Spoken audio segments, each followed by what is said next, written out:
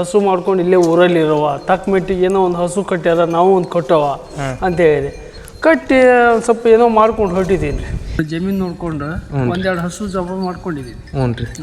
ಹಸುವಿಂದ ಎಷ್ಟು ತಿಂಗಳ ಪೇಮೆಂಟ್ ಬರುತ್ತೆ ಅಣ್ಣ ನಿಮಗೆ? ಅಂದರೆ ಹಸುವಿಂದ ನೋಡ್ರಿ, ಈಗ ಹಸು ಈಗ ನಾ ಸ್ಟಾರ್ಟಿಂಗ್ ಮಾಡ್ತಾ ಇದ್ದೀನಿ. ಎಷ್ಟು ದಿನ ಆತ್ರಿ ಅಣ್ಣ ಮಾಡಕ್ಕಂತ? ಒಂದು 6 ತಿಂಗಳಾಯ್ತು ಈಗ ಮಾಡ್ತಾ ಇದ್ದೆ. ಹ್ಞೂ ರೀ. ಆ ಹಸು ಒಳಗೆ ಇರುತ್ತೆ, ಇನ್ಕಮ್ ಐತ್ರಿ. ಹ್ಞೂ ರೀ. ಒಂದು 2 ಹಸು ಕೊಟ್ಟಿದ್ದೀನಿ, ಒಂದು 700 ರೂಪಾಯಿಗೆ ಏನು ತೊಂದರೆ ಇಲ್ಲ ಡೈಲಿ ಅಣ್ಣ? ಡೈಲಿ. ನೋಡ್ರಿ, ಇದರಲ್ಲಿ ಕಷ್ಟನೂ ಹಂಗೆ ಇದೆ ಮತ್ತು ಒಳ್ಳೇದು ಹಾಗೆ ಇದೆ. ಇದಕ್ಕೆ ಶ್ರಮ ಇದೆ, ಇದರಲ್ಲಿ ಶ್ರಮ ಇದೆ. ಎಲ್ಲೋ ನಾನು 4 ಹಸು ಕಟ್ಟಿ ಎಲ್ಲೋ ಒಂದು 2 ದಿವಸ ಚೆಂದಾಗಿ ಮಾಡಿ ಮತ್ತು 3ನೇ ದಿವಸ ಅದು ಹಂಗಂದ್ರೆ ಹಸು ಟೈಮ್ ನೀರು, ಅವಕ್ಕೆ ಫುಡ್ಡು, ಕ್ಯಾಟ್ಲಿ ಫೀಡು, ಮೀಸು ಈ ಥರ ನಾವು ತಂದಿದ್ದೀವಿ ನೋಡಿ. ಈಗ ಆರಾಮ್ ಅಡ್ಡಾಡಕ್ಕೆ ಒಂದು ಸ್ವಲ್ಪ ವಾತಾವರಣ ಬೇಕು ಅವಕ್ಕೆ. ಹೌದ್ರಿ. ಹಂಗೆ ಮಾಡ್ಕೊಂಡು ಹೋದ್ರೆ ಏನು ಚೆನ್ನಾಗಿದೆ. ಹೋಗಿ ನಾವು ಜಾಬ್ ಮಾಡ್ತಾಯಿದ್ವಿ, ಅಲ್ಲಿಕ್ಕಿಂತ ನನಗೆ ಇನ್ಕಮ್ ಕಮ್ಮಿ ಅನ್ನಿಸ್ತಿಲ್ಲಿ.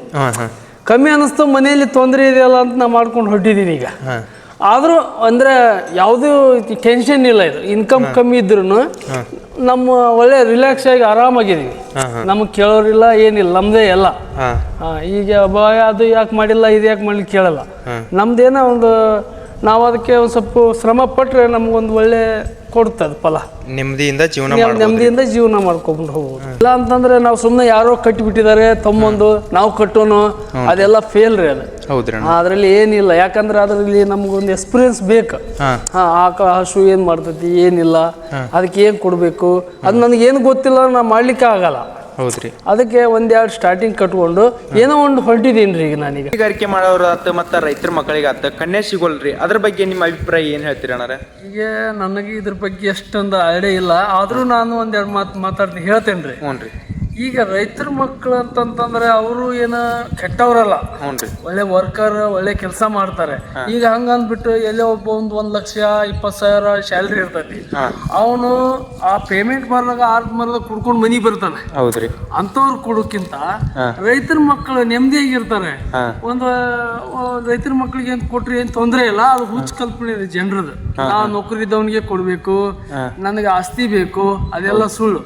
ಏನೋ ದುಡಿಯೋವನಿಗೆ, ರೈತರ ಮಕ್ಕಳು ಅಂದ್ರೆ ನೌಕರಿದವನಿಗೆ ಕೊಡ್ಬೇಕು, ನನಗೆ ಆಸ್ತಿ ಬೇಕು, ಅದೆಲ್ಲ ಸುಳ್ಳು.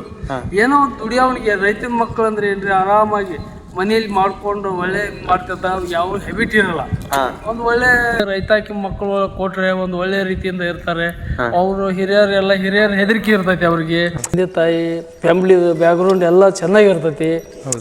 ಹಂಗೇನು ತೊಂದರೆ ಇಲ್ರಿ. ಸುಮ್ಮನೆ ಬೆಂಗಳೂರು ಅನ್ನೋಕ್ಕಿಂತ ರೈತಾಕಿ ಮಕ್ಕಳು ಇಲ್ಲೇ ಕೊಟ್ಟು ಚಲೋ.